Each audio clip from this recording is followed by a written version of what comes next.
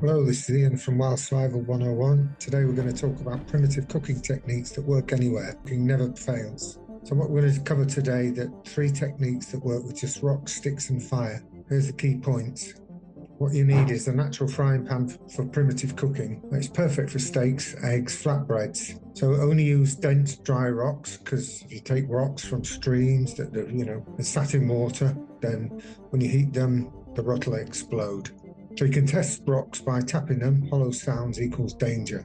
So what we can do here is get a flat rock, and you can heat it in a fire, or you can have it still over the fire as well. But you can use other rocks to prop it up. So you have a flat rock and other rocks underneath.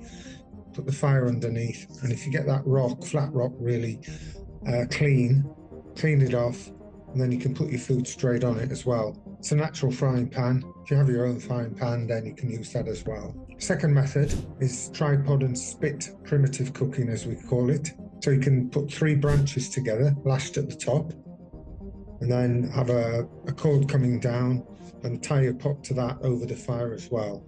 So you can move the pot up and down as well to increase or decrease the amount of heat that goes into the food. But for this, you really need to carry like a billy can or a pot to cook the food in. So make sure you don't use green wood, because that can split. Make sure you move the pot around as well to prevent burning as well. And also, as you would do at home, you would if you're doing something like a stew or something like that, you would stir it as well to make sure the ingredients get thoroughly cooked. The great advantage I found with this is it creates smoky flavors impossible with modern methods. So it's a bit like barbecuing at home, I suppose, but this gives an additional flavor to the food you're cooking. You're doing it in the open air as well. I think that makes it more interesting as well. The third method is what we call an earth oven primitive cooking. What people do here, and I've seen this done by indigenous people as well, is they will dig a pit. It doesn't have to be very deep, depending on the amount of food that you want to cook. So sometimes I've seen it done for something like a caribou, a deer, reindeer, or something some wild animal that they've slaughtered and dissected the meat, all the limbs, and they can spread it out on a big long. So what you do with that, before you put actually the meat into that pit, you would heat rocks, lots of rocks as well if it's a big animal, and you would put them at the base of the pit as well. And you can wrap your food up as well. Sometimes the surrounding woods have big leaves or branches or something you can lay down as well, and then put the meat on the top as well. You might need another layer of vegetation on top as well, but cover it with dirt or soil or clay and just leave it for a few hours, and it will just cook away slowly for hours on end.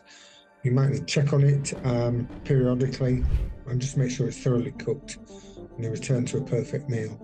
And the way indigenous people have used this, it's somebody in the village will go out hunting. They will catch a deer or reindeer, something like that, and it will feed the whole village. And then the next time somebody else will go out and they'll take their turn to cook it like this. So it's a slow process, but it'll cook a large quantity of meat or a smaller quantity. You might be by yourself and you might just decide you want to cook that way, say a rabbit that you've caught in a snare. So you would only need a small pit in the ground to do it as well. Much easier to do and prepare than for a large animal. Again, a critical safety warning. Never use wet or hollow rocks, they explode. So use steady coals, not flames. So what I mean by coals is the rocks as well. So, if you use flames, be careful you don't burn the food as well. Everything takes longer with this method. And make sure you scout the location first to make sure it's safe. Make sure any fire that you have can't spread as well. The key message is, primitive cooking gives you confidence no equipment failure can break. Try hot rock primitive cooking first, and describe below or comment below which method you will test. And subscribe for more cooking skills. That's it for this time, so take care. Have a go at those. They're well worth it. It's very rewarding. Food tastes great. And we'll talk to you next time. Bye-bye.